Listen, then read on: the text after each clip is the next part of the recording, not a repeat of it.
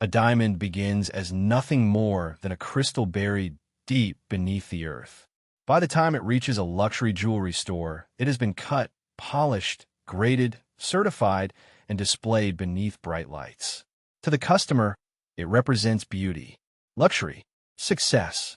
But for decades, another diamond market existed in the shadows. One hidden behind remote mining camps, armed groups, corrupt officials, and sophisticated smuggling networks. A world where gemstones financed wars instead of weddings. These became known as blood diamonds, or conflict diamonds.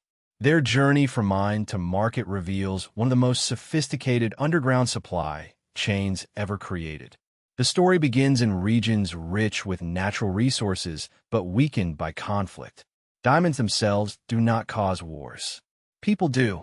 Armed groups operating in unstable regions have, at various times, seized control of diamond-producing areas because the stones provide something every armed organization needs: money. Unlike oil or heavy minerals, rough diamonds possess unique advantages. They are extremely valuable relative to their size, easy to conceal, durable, and internationally recognized. A handful of small stones can represent enormous wealth while fitting inside a pocket. That makes them ideal for illicit trade. Once mining areas fall under the control of armed groups, extraction often occurs under brutal conditions. Workers may be forced to dig with primitive tools for long hours. Safety standards are minimal. Oversight is non-existent. The objective is simple: recover as many rough diamonds as possible. Every stone can be exchanged for weapons, supplies, transportation, or political influence. Yet mining represents only the first stage. The real challenge lies in moving those diamonds into legitimate international markets. Doing so requires an elaborate smuggling network. The first step is transportation. Rather than shipping large quantities through obvious routes, smugglers frequently rely on small, decentralized movements. Individual couriers carry limited amounts. The diamonds cross remote forests, rivers, mountain paths, and lightly monitored border crossings. Each journey appears insignificant. Together, they form an enormous underground logistics network. Porous borders play an important role. Many conflict regions share long frontiers that are difficult for governments to monitor continuously. Smugglers exploit this geography. A diamond extracted illegally in one country may cross several borders before reaching a major trading center. With every crossing, its true origin becomes more difficult to determine. But geography alone is not enough. The underground economy depends heavily on intermediaries. Local traders purchase rough stones. Regional brokers consolidate shipments. International dealers move them toward larger commercial markets. Each transaction increases distance from the original source. By the time the diamonds reach major trading hubs, tracing their complete history may be extremely difficult. Documentation becomes another powerful tool. Just as financial crimes often involve forged paperwork, illicit diamond trading has historically relied upon false declarations regarding origin. Stones extracted in conflict zones may be mixed with legally mined diamonds from neighboring countries. Once combined, separating them becomes nearly impossible. New export documents are prepared. New ownership histories emerge. The diamonds gradually acquire an appearance of legitimacy.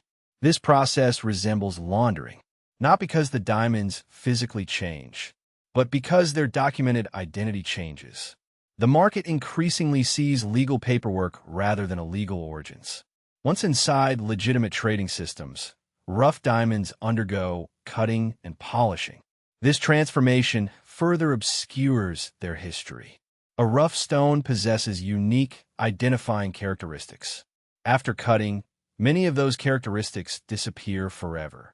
The gemstone becomes more beautiful. It also becomes harder to trace. Eventually, polished diamonds enter global wholesale markets. Jewelry manufacturers purchase them. Retailers display them. Consumers admire them.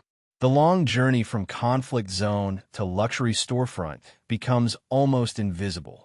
Fortunately, awareness of this problem has grown dramatically. Governments, international organizations, and the diamond industry recognized that consumer confidence depended upon addressing conflict financing. This led to international certification initiatives designed to reduce the circulation of conflict diamonds in legitimate markets. The most significant of these efforts became the Kimberley Process Certification Scheme.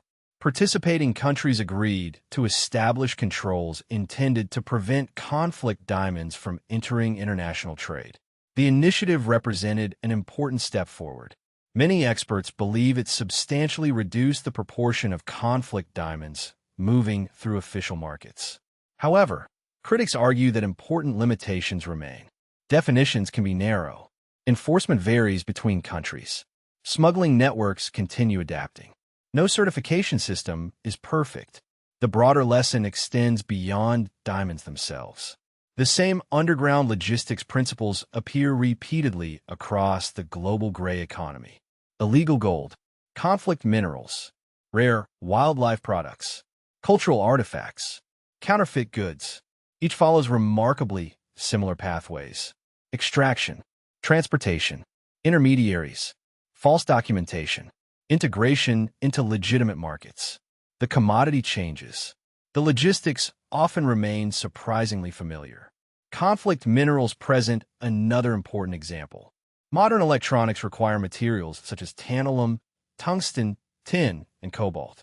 Many are mined responsibly. Others originate from regions affected by violence, corruption, or exploitation. Global manufacturers increasingly monitor supply chains to improve transparency, but tracing raw materials across multiple countries remains an enormous challenge. The modern economy depends upon supply chains stretching across continents. Criminal organizations exploit that complexity. Every additional supplier, every additional border, every additional transaction creates opportunities to hide illicit origins. Perhaps that is the most remarkable aspect of underground trade. It rarely depends on spectacular criminal masterminds. Instead, it depends on ordinary logistics. Transportation, documentation, storage, distribution. Exactly the same systems supporting legitimate commerce. The difference lies in intent. One network creates prosperity. The other conceals exploitation. Today, consumers possess greater awareness than ever before. Companies increasingly invest in responsible sourcing. Technologies such as digital supply chain tracking, blockchain-based record systems, and advanced material tracing continue improving transparency. Progress is real, yet the challenge remains ongoing. Whenever valuable resources exist alongside weak governance, criminal markets will attempt to emerge. The hidden network behind the blood diamond trade reminds us that global commerce is not simply about products. It is about systems. Every gemstone carries a history. Every supply chain tells a story. Sometimes that story reflects craftsmanship, innovation, and honest trade. Other times, it reflects conflict, exploitation, and secrecy hidden beneath polished surfaces. The greatest danger of underground economies is not that they remain invisible forever. It is that they become so well integrated into legitimate commerce that no one notices them anymore. Behind every brilliant stone lies a journey. The real question is whether the world knows where that journey truly began.